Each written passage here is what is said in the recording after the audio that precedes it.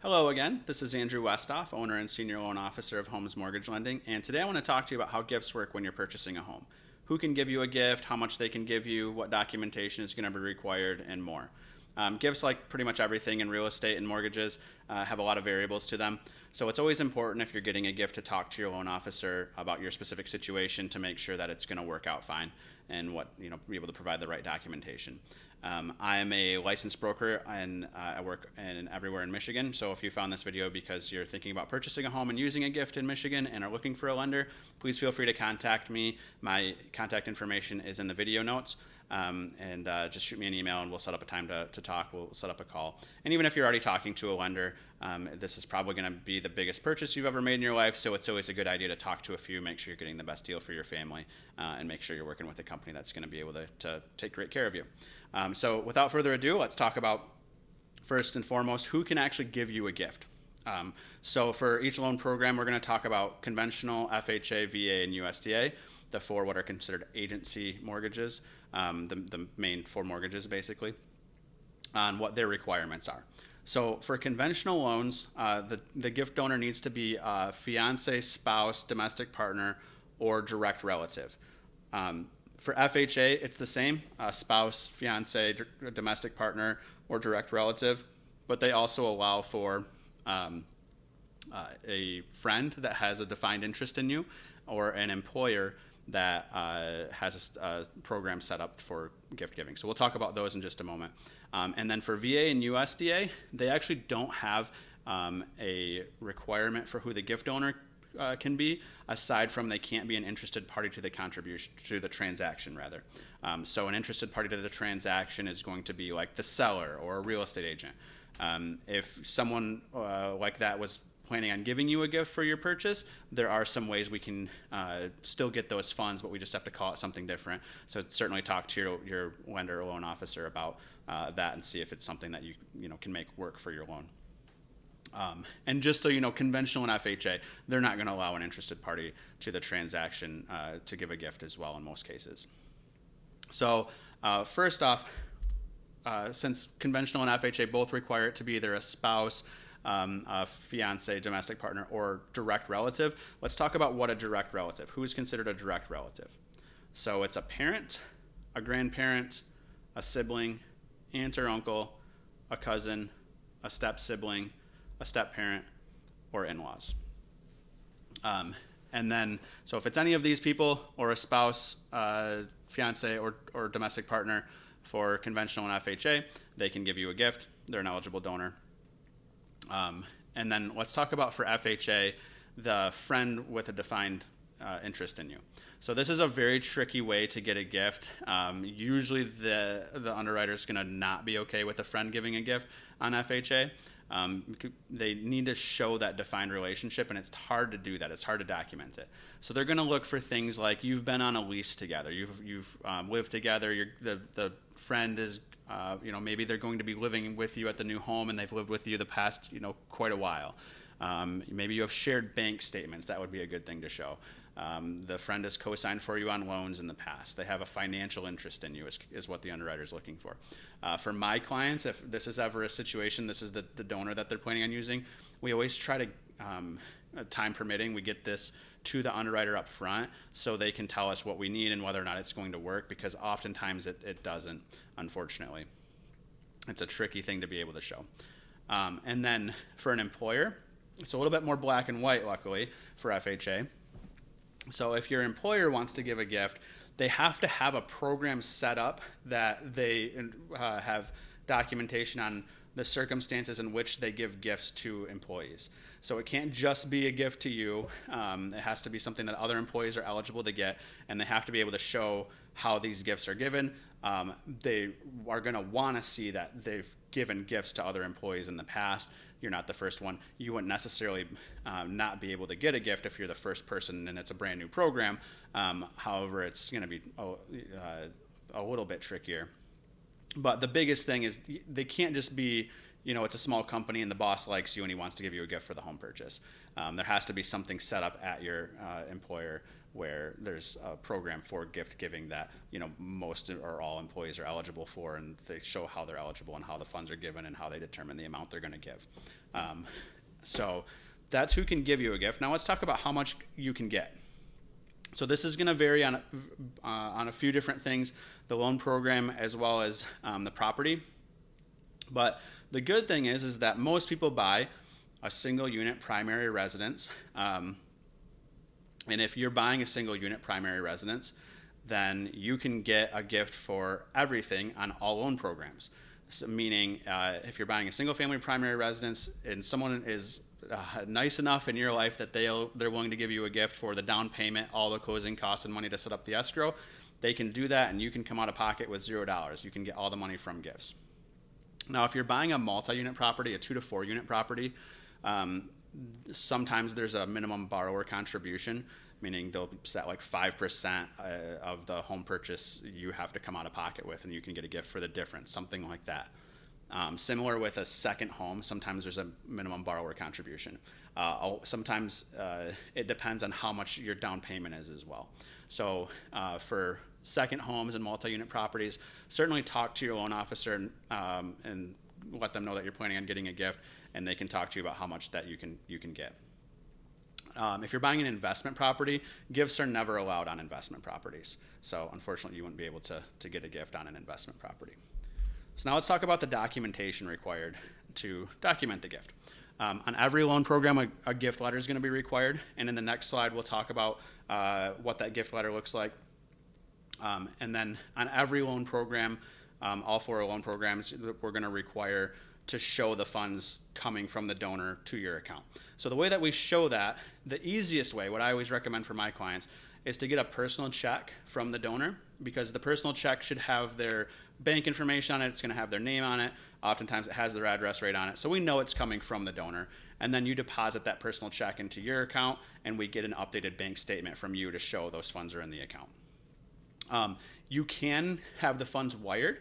That's not a bad idea either, but you want to talk to your lender about that, because there's a couple things that the donor is going to want to put on the wire so that we can show from the wire receipt that it came from them, so that we can trace the wire when they get the receipt to the wire that goes into your account.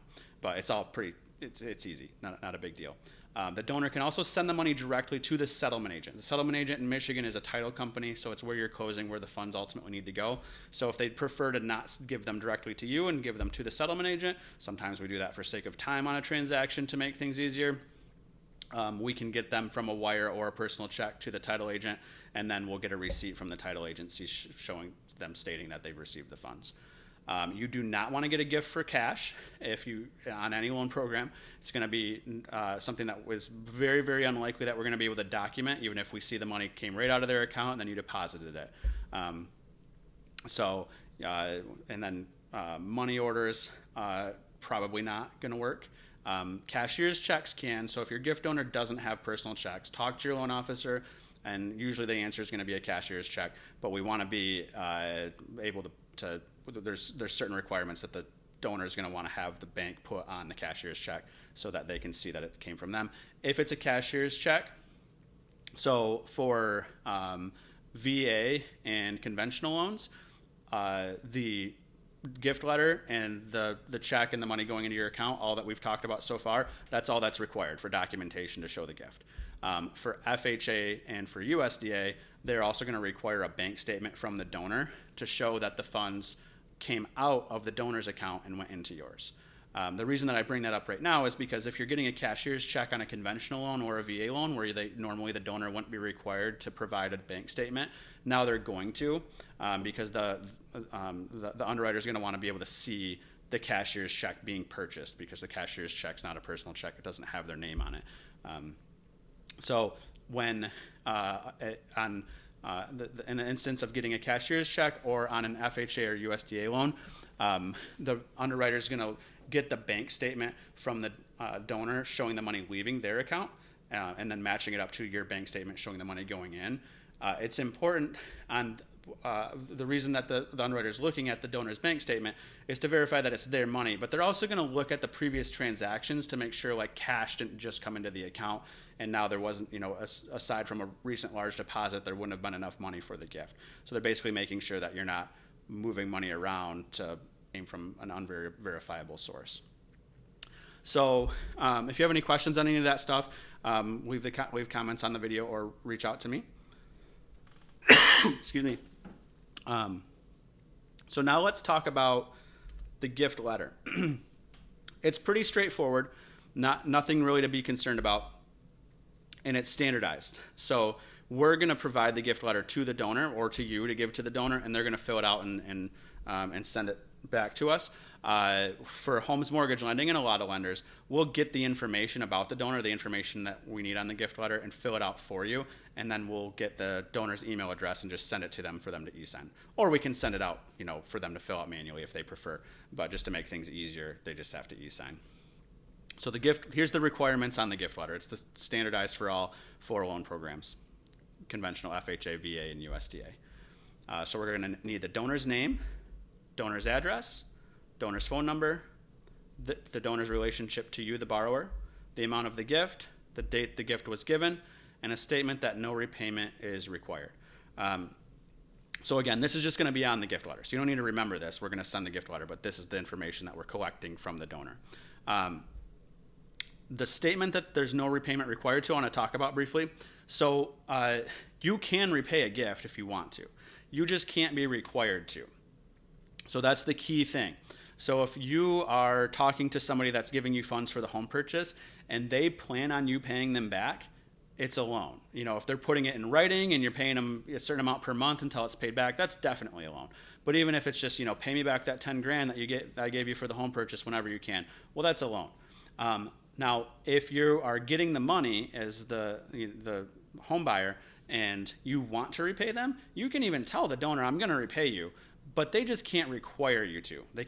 You can't be obligated to pay them back, and they have to know that if you change your mind, there's no recourse. There's nothing they can do. It just is something that if you say you're going to repay them back and you decide not to, it is what it is. It was a gift, so they shouldn't expect repayment. The reason that I'm talking about that is because something like every 1 in 1,000 loans gets audited, so not very many. But if your loan gets audited and you have a gift on your home purchase, they're almost certainly going to call the gift donor and they're going to ask if that was a gift or if it was a loan. If the donor says it was a loan, then you're in trouble because it shouldn't have been a loan. So that's potentially mortgage fraud. If you have any questions about that for your specific situation, definitely reach out to me. I'd be happy to talk to you about it. But we'll leave it there for now for where we're at right now. So that's everything that the donor has to provide and you have to provide to document the gift. Now let's talk about gift tax, just because it comes up often. Oftentimes I have clients that talk to someone that's going to give them a gift and the donor says, yeah, I'd love to give you a gift, but I don't want to have to pay taxes on it. I'm going to put a caveat on this that I'm not a CPA. It's always a good idea for you or for your donor to talk to their CPA to verify all the information that I'm telling you right now. But I get this question often enough that I looked it up, so I'm fairly confident that this is correct, but double check me just to make sure. But the way that gift taxes work in the U.S. is that there's an annual exclusion, and for 2022 it's $16,000. So what that means is that if someone gives you a gift, or if you give anybody a gift for $16,000 or less, you do not have to report it to the IRS. There's no tax implications whatsoever, nothing to worry about, it's not reported. This is total, this isn't total gifts for the year, this is per gift per person. So what that means is if you give a gift of $16,000 to one person, then $16,000 to another person for the year, then you still don't have to report it to the IRS. So the reason that's important is because if you have gift donors, say your parents are giving you a gift and they want to give you $30,000, but it's above that $16,000 gift limit. Well, mom could give you $16,000 and mom could give you $15,000 and dad could give you $15,000 and they don't have to report anything. And then to go even a step further, if you're married and you're buying a home with your spouse and your parents are giving you a gift, now they can give you $64,000 without reporting it, because mom can give you $16,000 and your spouse $16,000, and dad can give you $16,000 and your spouse $16,000. So there's ways to kind of do that to avoid having to report it to the IRS. But it's not a big deal for most people if you report it to the IRS, because if they give a gift to somebody for over $16,000, they need to report it on IRS Form 709. All that form is doing is it's totaling the total lifetime gifts that person is given, because as of 2022, there's a 12.06 million total lifetime exclusion for gifts. So quite a big number. Most of my clients aren't anywhere near that for how much gifts they're going to give in their total life. Now, there are some implications on this if based on the amount of their estate. So essentially, if their estate is going to be worth close to $12 million and they're giving a whole bunch of money away in gifts, that gift total is going to count against their estate, is the way that I understand it. So if you do have someone that's pretty well off, they do want to talk to their CPA about how much they're going to give and what the implications are. But usually it's not something to be concerned about. Now they do, it's taxes, so things change. Right now that 12.06 million is set to drop to 6.2 million in 2025. Oftentimes policymakers extend things like this, so that's obviously not set in stone, but still 6.2 million is a pretty big number. So if you're getting a gift anytime in the near future, it's likely that your gift donor is not going to be in a situation where they are going to have to actually pay taxes on it. They just might have to report it if they're giving you a good size gift. So again, I am not a CPA. Definitely talk to your CPA, or have your donor talk to their CPA, but it's just a matter of filling out an extra form when they file their taxes if they give a gift that totals more than $16,000 per person. So a couple bonus things. First, wedding gifts. So on Freddie Mac, which is a conventional loan, conventional loans are Fannie Mae or Freddie Mac. The guidelines between the two programs are very similar, but there's a few differences here and there, and this is one of them. So if you're getting married or just got married and got wedding gifts, Freddie Mac will allow you to use those wedding gifts, and they don't have to do the normal gift documentation for each donor.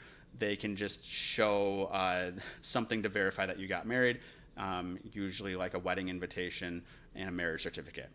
So if you got cash from different people, obviously they're not eligible. A lot of them might not be eligible donors. They're friends and family. You can kind of lump all that together, and it'll work.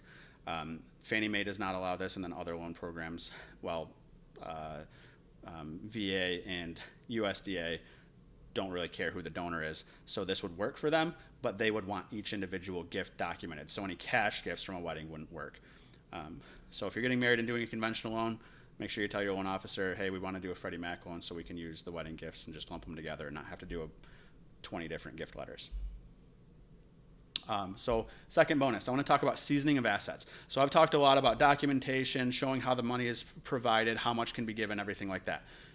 If you are getting a gift typically 2 months or more before the home purchase, that money is going to be considered seasoned, and we aren't going to need to document it because we're only going to look back 2 months at 2 months of bank statements. So if we don't see the money going in prior to that, it's considered seasoned, and we don't need to ask questions about it. The underwriter doesn't need to ask questions about it. Now, this is a generality. There are certain situations where an underwriter might want more than 2 months bank statements, so make sure you talk to your lender about this. But this is a really good thing if you have a donor that doesn't want to provide documentation, or maybe they're not an eligible donor for your loan program, or maybe the gift is in cash and we won't be able to document it. But so if it's more than 2 months prior to you purchasing the home and the money's in the account, usually we're not going to need to see it, but just check with your loan officer to make sure. And if you have, someone in your life, you have someone that's planning on giving you a gift, like mom and dad are going to give you $10,000, but they don't want to provide anything.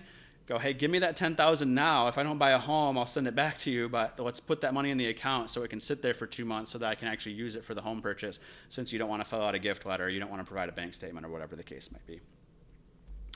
And then final bonus is gift of equity.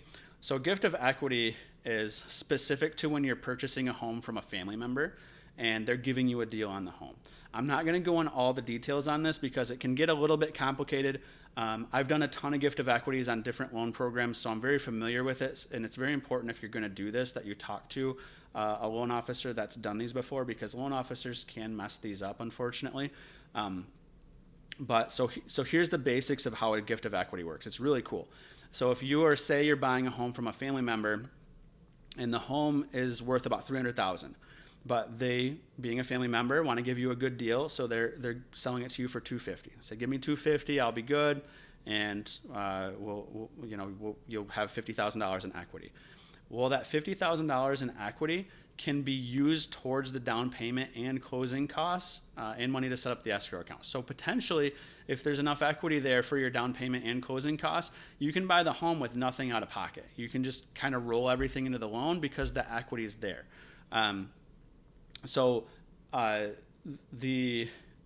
With the gift of equity, it has to be a direct relative, and it's going to be based on the appraised value. So it's a little bit of wait and see what the appraisal comes in at. But if you know you're getting a good deal on the home, this is usually something that works out very well. If this is a situation that you might be in, definitely contact me, and we can talk about it and make sure that it's going to work, and I can go through some more details with you and show you how the numbers will shake out and what documentation we'll need. So I hope this video has been helpful. Again, my contact information is in the video notes. If this was helpful, I'm going to do similar videos, so please subscribe, and any questions that you have, either reach out to me directly or put the comments in the video notes. Hope you have a wonderful day.